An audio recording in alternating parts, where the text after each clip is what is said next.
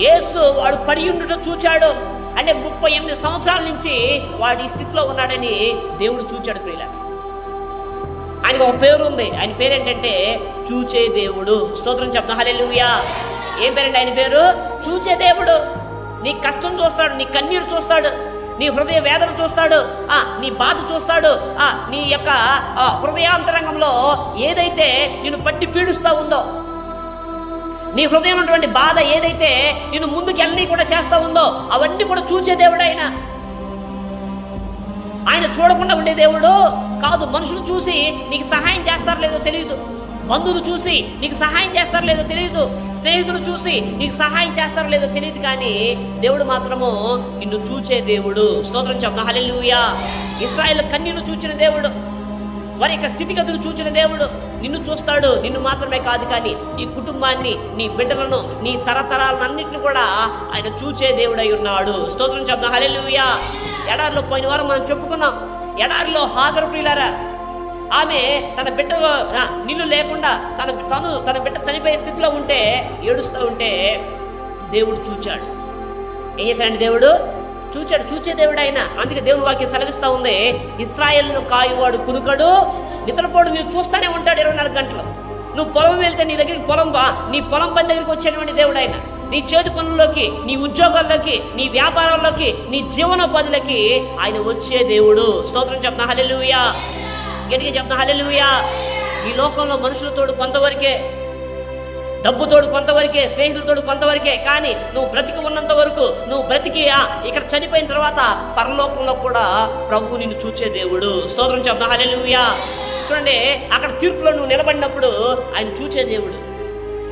తీర్పులో నువ్వు నిలబడితే, ఈ బిడ్డ నా బిడ్డ, ఈ బిడ్డ నా కోసం జీవించింది, నేను చూచాను ఆ బిడ్డని అని చెప్పి దేవుడు ఏం చేస్తాడంటే అందరి ఎదుట నిన్ను ఒప్పుకుంటాడు. స్తోత్రం చెప్తా, హల్లెలూయా. త్రోసివేయండి. చూడండి, మనుషులు చెప్పుకుంటారు నీ గురించి. నీకు కొంచెం డబ్బు ఉంటే మా వాళ్ళు అంటారు. ఏమంటారండి? నీకు కొంచెం డబ్బుండి, మంచి హోదా ఉండి, ఇల్లుండి, మంచి బట్టలు నువ్వు కట్టుకుంటే వీళ్ళు మా వాళ్ళు అంటారు. నువ్వు ఏమీ లేని స్థితిలో ఉంటే నీ బంధువులు నిన్ను చూడరు. చూస్తారా? మనుషులు చూడరు నిన్ను, ఎవరు లక్ష్య పెట్టరు. కానీ దేవుడు ఈ 38 సంవత్సరాల నుంచి ఈ వ్యక్తి ఇక్కడ పడిపోయి ఉంటే అతను చూచాడు. స్తోత్రం చెప్తా, హల్లెలూయా. కాబట్టి అనుకోమాక, దేవుడు నన్ను చూడట్లేదు అనుకోమాక, నా కష్టం చూడట్లేదు అనుకోమాక, నా కన్నీరు చూడట్లేదు అనుకోమాక, ఇదిగో నన్ను ఆయన పట్టించుకోవట్లేదు, నా కుటుంబాన్ని పట్టించుకోవట్లేదు అనుకోమాక.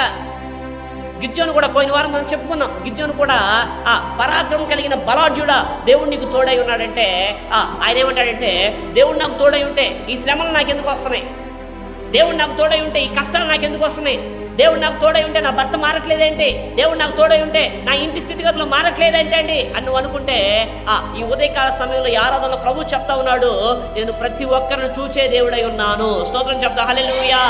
దావీదును చూచాడు ప్రియులారా. దావీదును కుటుంబంలో ఎవరు చూడలేదు, కానీ దేవుడు దావీదును చూచి గొర్రెలు కాసుకునే వ్యక్తిని రాజుగా ఆయన చేశాడు. సమరయ స్త్రీని చూచాడు, పాపంలో పడి ఉన్నాడు చూచాడు. ఆమె దగ్గరికి వచ్చి ఆమె స్థితిని మార్చి ఏం చేశాడంటే పాపిని పరిశుద్ధురాలుగా మార్చి ఆ గ్రామం అంతటిని ప్రభు మార్చాడు. స్తోత్రం చెప్తాం, హల్లెలూయా. చాలాసార్లు మనం అనుకుంటామంటే దేవుడు నన్ను చూడట్లేదు అనుకుంటాం. చూడండి, చూడటం గురించి చెప్తా ఉంటే ఒక రోజున చూడండి, పోయిన వారం కూడా పాస్టర్ గారు చెప్పినట్టున్నారు. ఒక రోజున ఇద్దరు తండ్రి కొడుకులు దొంగతనానికి వెళ్ళారు. దేనికి వెళ్ళారండి? దేనికి వెళ్ళారా? దొంగతనం చేయడానికి వెళ్ళారు. సరే, దొంగతనం చేయడానికి వెళ్తే వాళ్ళ నాన్న దొంగతనం చేస్తా ఉంటే కొంచెం పిల్లోడు పెద్ద అయ్యాడు. కొంచెం పిల్లోడు పెద్ద అయితే వీడు నాకు కొంచెం ఉపయోగపడతాడు అని చెప్పి వాడు చూసుకొని వెళ్ళారు. ఇంటికి కన్నం వేస్తున్నాడు. ఏం వేస్తున్నాడంటే ఇంటికి మంచి అర్ధరాత్రి సమయం ఇంటికి కన్నం వేస్తా ఉన్నాడు. కన్నం వేసే సమయంలో కొడుకుని అడుగుతూ ఉన్నాడు, రే ఎవరన్నా చూస్తున్నారా? ఏమన్నాడంటే చెప్పండి తెలియగా ఏమన్నాడు? ఎవరన్నా చూస్తున్నారా అనేదానికి నాన్న అన్నాడు, నాన్న ఎవరు చూడట్లేదు నన్ను నువ్వు కానీ. ఏమన్నాడంటే ఎవరు చూడట్లేదు నువ్వు కానీ అన్నాడు. సరే, ఇంకొంచెం దవ్వాడు. ఇంకొంచెం దవ్వి సగం దవ్విన తర్వాత రే ఎవరన్నా చూస్తున్నాడా అంటే ఎవరు చూడట్లేదు నాన్న అన్నాడు. పూర్తిగా కన్నం పెట్టి ఇంట్లోకి వెళ్ళే టైంలో ఎవరైనా చూస్తున్నాడంటే నాన్న చూస్తున్నారా నాన్న అన్నాడు. నీకు ఎవరురా చూస్తుందంటే దేవుడు చూస్తున్నాడు నాన్న. దేవునికి స్తోత్రం చెప్తున్నా, హల్లెలూయా. ఎవరు చూస్తున్నారంట? దేవుడు చూస్తున్నాడు. నువ్వు చేసే కార్యం, నేను చేసే ప్రతి కార్యం అని చూస్తాడంటే. నువ్వు ఉదయం నుంచి సాయంత్రం వరకు పడుకునేటువంటి వరకు నువ్వు ఏ పనులు చేస్తున్నావో దేవుడు చూస్తాడు. విడిచిపెట్టే దేవుడు కాదు. నువ్వు మంచి పనులు చేస్తే ప్రభు నీ పక్షాన ఉంటాడు. నువ్వు చెడ్డ పనులు చేసి ఇతరులకి హాని చేయాలని, ఇతరులకి కీడు చేయాలని, ఇతరులు పాడైపోవాలని కోరుకుంటే ప్రభు కృప నీకు ఉండదు. ఈ 38 సంవత్సరాల నుంచి పడి ఉన్న వ్యక్తిని ఎందుకు చూచాడంటే అతడు కుళ్ళుకోవట్లేదు. నాకంటే వెనకొచ్చిన వాళ్ళు బాగుపడతానని చెప్పి కుళ్ళు ఆయనకు లేదు. ఆయన ఏం కోరుకున్నాడంటే నా దేవుడు ఇంతమంది స్వస్థత పొందుకుంటున్నారు, నేను కూడా ఒక రోజున స్వస్థత పొందుకుంటాను. స్తోత్రం చెప్దాం, హల్లెలూయా, గట్టిగా చెప్దాం, హల్లెలూయా. కాబట్టి ఆయన చూచే దేవుడు ఏం చేస్తాడంటే చూస్తాడు, అంతే. గొప్ప కార్యాలు ప్రభు నీ పక్షాన్ని చేస్తాడు. ఎంతమంది నిన్ను చూసినా వ్యర్థమే. చూడండి, చూడటం అంటే వాడు గుర్తొస్తా ఉంది. ఒకటి పెళ్లి చూపులు తీసుకెళ్లారంట. దేన్ని తీసుకెళ్లారండి? పెళ్లి చూపులు తీసుకెళ్తే వాళ్ళ నాన్న అమ్మాయిని చూడటానికి వెళ్ళారు. అమ్మాయిని చూడటానికి వెళ్తే చూడండి, వీళ్ళందరూ పెళ్లి కూతురుని చూస్తున్నారు. పెళ్లి కూతురు బాగుందా, ఏందా అని.